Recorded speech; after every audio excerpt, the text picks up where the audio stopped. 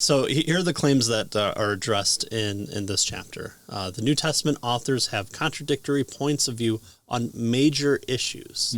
The second, attempts to reconcile various events in the New Testament are mistaken because such harmonizations create another account that is different from the ones being read.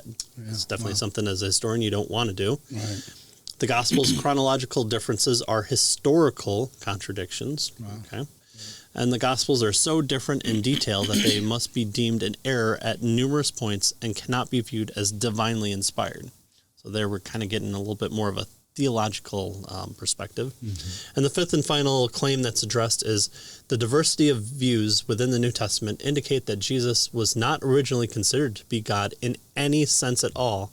He eventually became divine, whatever that might mean, for his followers in some sense before he came to be thought of as equal to God Almighty in an absolute sense. Wow.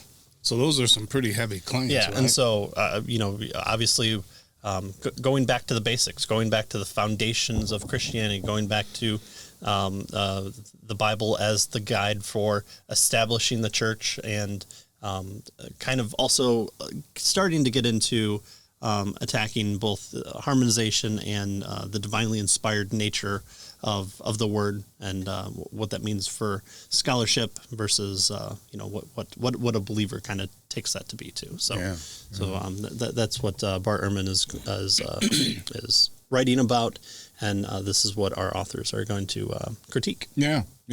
Good. So the first thing they do in the introduction, kind of before they get into these various claims, is they ask, is Bart Ehrman a fundamentalist? Right? Is he a Bart Ehrman fundamentalist? Right?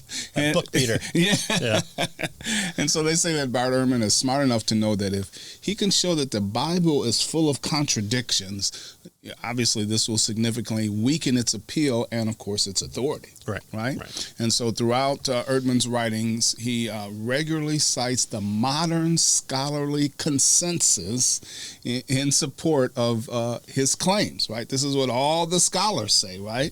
According to Ehrman, his views are standard fare held by all his closest friends, are widely accepted among New Testament scholars, and are widely taught in seminaries and divinity schools. Right. So right? Yeah. Everybody agrees with him, so it sounds like. You right? Yokels at the low level, you don't understand what we're doing, but even your pastors are being taught that the Bible isn't what you think it is. Yeah, wow, yeah.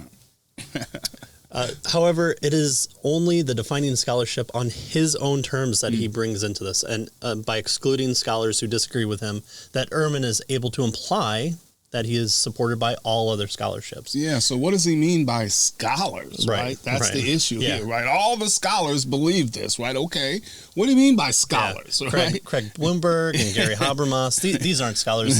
These are biased men who don't hold to his rigorous standard, I guess. And that there are people that critique, and critique is fine, but to not even establish a place for them in a response of what you're presenting to people in a popular sense. I mean, you can probably give him his first book, but once he comes into prominence as a popular critical scholar, to not address these points of view seems to be leaving your audience with a little bit more swagger than what the views of what your view is. Yeah, what's really out there.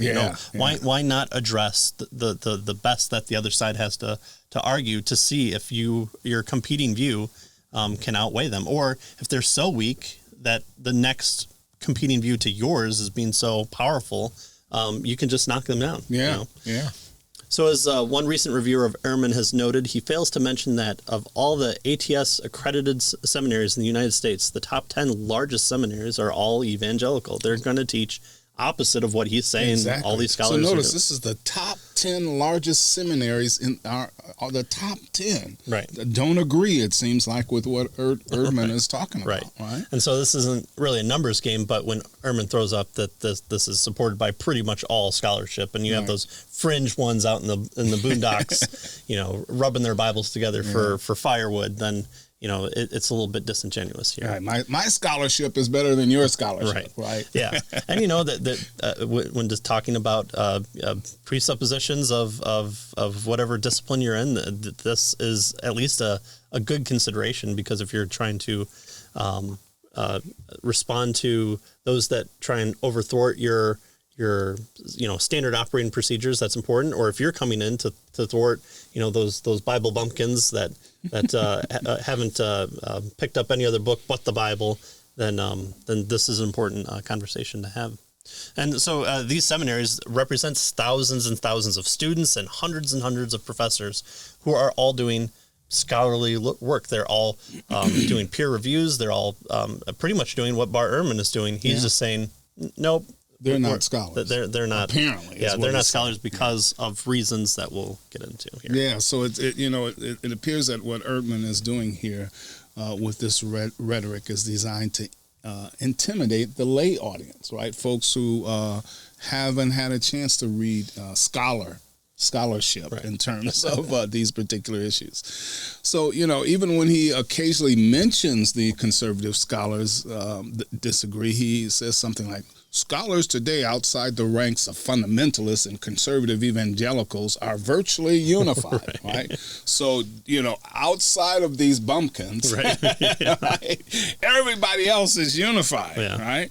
Of course, the problem with this type of argument is that it's kind of like saying everyone in the government except conservatives or Republicans wants to raise taxes, right? Sure. Well, okay, that would be what? Half of all people? Yeah. Right, exactly.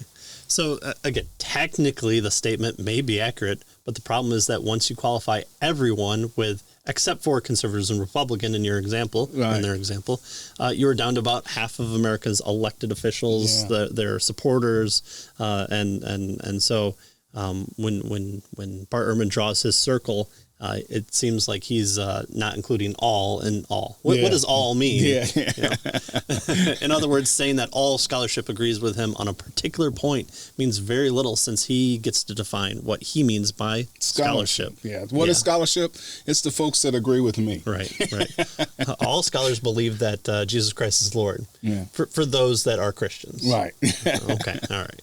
The fact is that so we can play that game too. Sure. Right? Why not? The fact is that hundreds of reputable biblical scholars disagree with Ehrman on his key points, and we see that in the vast amount of books that are continuously put out and lauded and subjected to the same historical narratives that he presents, and the same